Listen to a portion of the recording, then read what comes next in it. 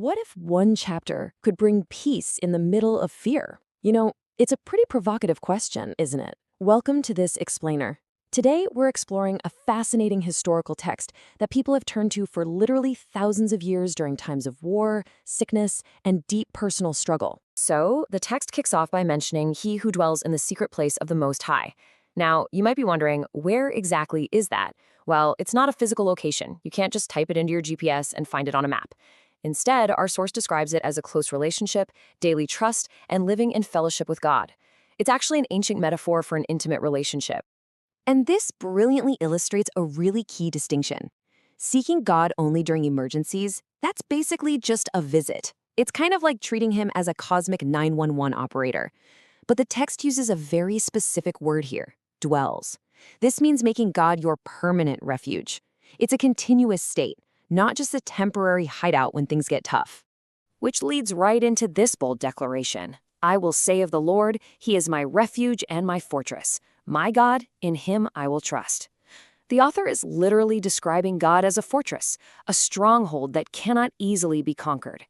The crucial takeaway here is that when God becomes your fortress, fear completely loses its power.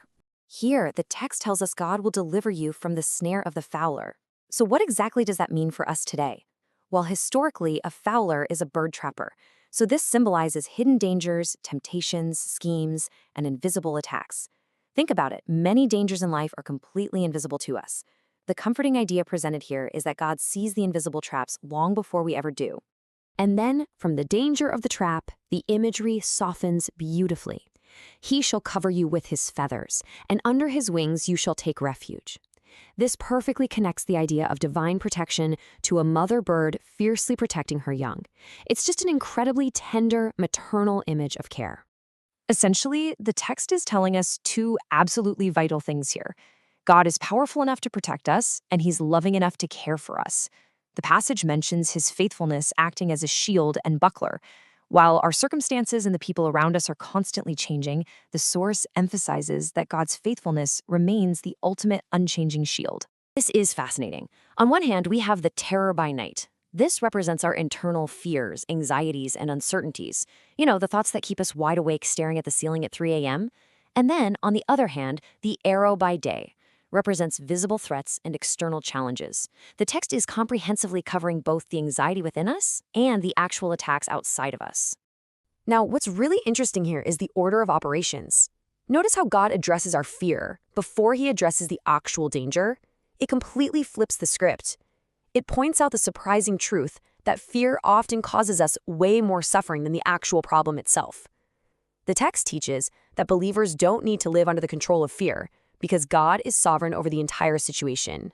The text reveals something truly remarkable about this supernatural aid.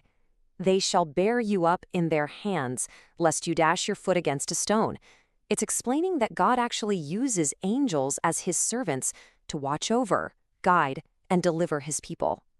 But here's a massive plot twist. Did you know Satan actually weaponized this exact passage from Psalm 91? He used it to tempt Jesus in the wilderness, basically trying to convince him to jump from the temple and force God to protect him. And Jesus responded that we should never test God. So the crucial point we have to take away is that the promises of Psalm 91 are not invitations to reckless behavior. They are assurances of care during obedience. At this point in the text, the narrative drastically shifts, and God himself steps in with these incredibly powerful I will statements, which translate into practical, everyday meaning.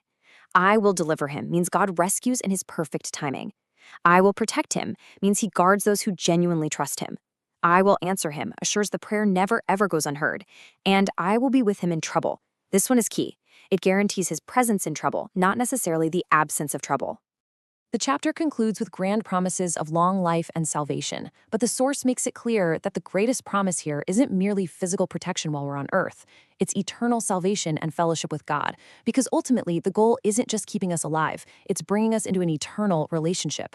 Now, what's really interesting about this slide is understanding what Psalm 91 is not. It is not a magical formula. It is definitely not a guarantee that believers will never face hardship, sickness, or persecution. Look at history. Many incredibly faithful people have suffered greatly. The text does not claim that faithful people get a free pass from suffering. It's absolutely crucial we dismantle that myth right now. Instead, it offers this profound realization. He does not promise the absence of trouble. He promises his presence in trouble. Even when you're walking through deep, dark difficulties, the text assures believers that they never, ever walk alone. Which brings us to our final takeaway for today's explainer. True security isn't a formula that magically prevents hardship. It is the ultimate promise of God's presence right there in the trouble with you. Safety isn't found in wealth or governments or our own human strength, but in this divine relationship. So I want to leave you with a provocative thought to consider today.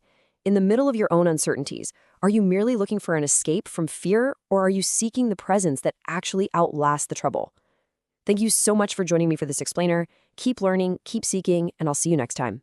Thanks for watching. Stay blessed and don't forget to share this video with everyone.